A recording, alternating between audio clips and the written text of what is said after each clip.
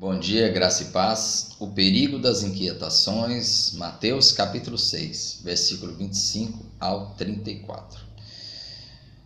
Por isso vos digo, não andeis ansiosos pela vossa vida quanto ao que haveis de comer ou beber, nem pelo vosso corpo quanto ao que haveis de vestir. Não é a vida mais do que o alimento e o corpo mais do que as vestes? Observai as aves do céu. Não semeiam, não colhem, nem o ajuntam em celeiros. Contudo, vosso Pai celeste as sustenta. Porventura não valeis vós muito mais do que as aves? Qual de vós, por ansioso que esteja, pode acrescentar um côvado ao curso de sua vida? E por que andais ansiosos quanto ao vestuário? Considerai como crescem os lírios do campo. Eles não trabalham nem fiam. Eu, contudo, vos afirmo que nem Salomão, em toda a sua glória, se vestiu como qualquer deles. Ora, se Deus veste assim a erva do campo, que hoje existe e amanhã é lançada no forno, quanto mais a vós outros, homens de pequena fé. Portanto, não vos inquieteis, dizendo que comeremos ou que beberemos, ou com que nos vestiremos. Porque os gentios é que procuram todas essas coisas, pois vosso Pai celeste sabe que necessitais de todas elas. Buscai, pois, em primeiro lugar o seu reino e a sua justiça, e todas estas coisas vos serão acrescentadas. Portanto, não vos inquieteis com o dia de amanhã, pois o amanhã trará os seus cuidados, basta ao dia o seu próprio mal. Aqui nós nos encontramos na conclusão do capítulo 6, que Jesus trata especificamente do relacionamento do cristão com o seu Pai. Este relacionamento é um relacionamento que tem que ter autenticidade, como mostram os primeiros versículos, autenticidade na doação de bens, nas esmolas, autenticidade na oração e autenticidade até no jejum. Mas agora nos encontramos nessa parte final em que ele tratou a respeito do nosso relacionamento de confiança, de ter ao Senhor como nosso único e verdadeiro tesouro deste mundo. Não ter dois senhores, não está dividido, como ele conclui lá no versículo 24.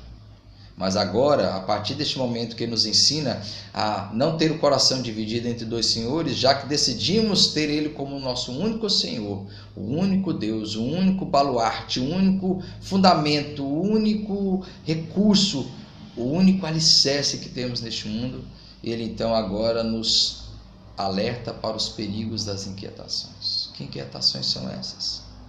Às vezes nós nos colocamos como dependentes totais de Deus, mas muitas vezes nós nos esquecemos de quem Ele é. Por isso Jesus vai dizer claramente: não estejais ansiosos. E Ele novamente vai chamar a atenção para esse detalhe, que Ele é o nosso Pai. Ele disse: o vosso Pai cuida de vocês. E mais, Ele está nos ensinando que nós não devemos colocar a nossa preocupação, ou seja, ter essa nossa preocupação, ansiedade, como a nossa maior busca. Não.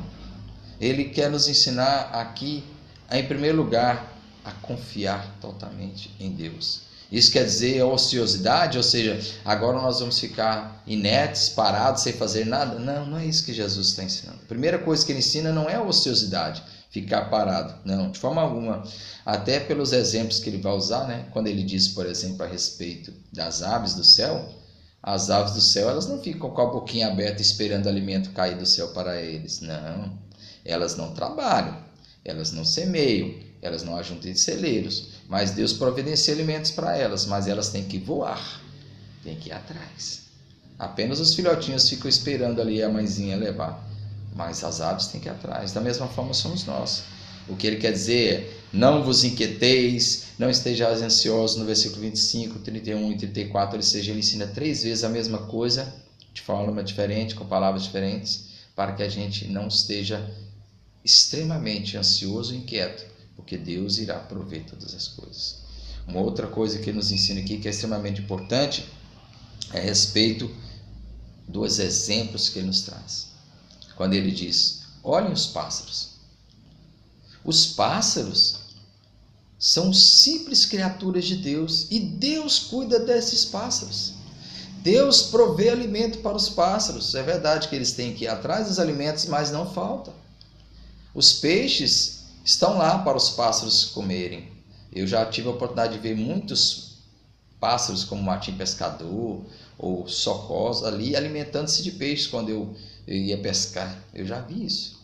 Ou seja, Deus dando a provisão para os animais. Agora nós que somos seus filhos, aí Jesus chama a atenção, quanto mais vós que são filhos dele. Este é o nosso problema. Nós temos fé em Deus, a verdadeira fé em Deus, mas na hora de confiar que Ele irá fazer a provisão, que irá dar tudo certo para nós, a gente às vezes teme. E Ele diz, olhem para as aves. E a única coisa que Ele diz, observe, é uma observação simples.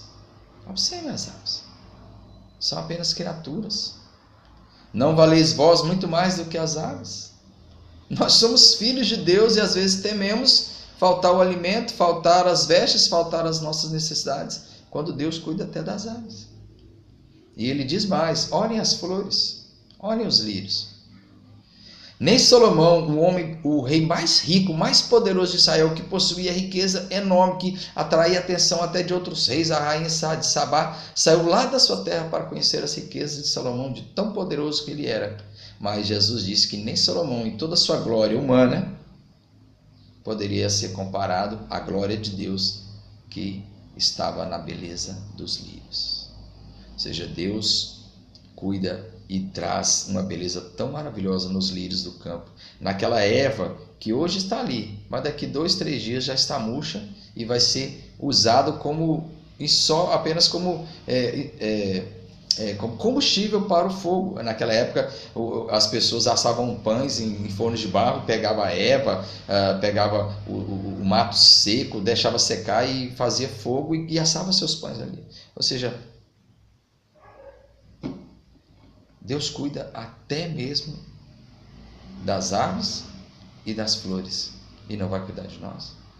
Além disso, qual é a utilidade da ansiedade? Jesus disse que a ansiedade é inútil. Ele diz, qual de vós, por ansioso que esteja, aumentará um côvado a estatura da sua vida, ou aumentará um côvado ao curso da sua vida? Ou seja, você não vai poder acrescentar nem um segundo de vida à sua vida, porque os seus dias estão contados, como diz o Salmo 139, versículo 16. Nós temos os dias contados. A nossa ansiedade só vai adoecer. As nossas preocupações só vão trazer problemas. Não vão acrescentar nada. Não vão adiantar nada. Jesus está dizendo assim, para que vocês vão ficar ansiosos, sofrendo, inquietos? Não vai adiantar nada. É uma ansiedade sem necessidade. Um outro detalhe muito importante aqui é que a ansiedade, as preocupações, é coisa para incrédulos. Jesus disse, olha, são os gentios que se ocupam dessas coisas. Gentios aqui neste contexto são as pessoas que não conhecem a Deus. Ou seja, essas pessoas que não conhecem a Deus, não sabem quem é Deus, vivem para si mesmos, eles não têm uma perspectiva de um futuro, de uma vida futura, eles vivem assim, não, eu tenho que aproveitar a vida ao máximo. Então, o que eles vivem? É para a comida, para a bebida, para vestir-se, para se divertir, ou seja, as suas preocupações são só com as coisas deste mundo.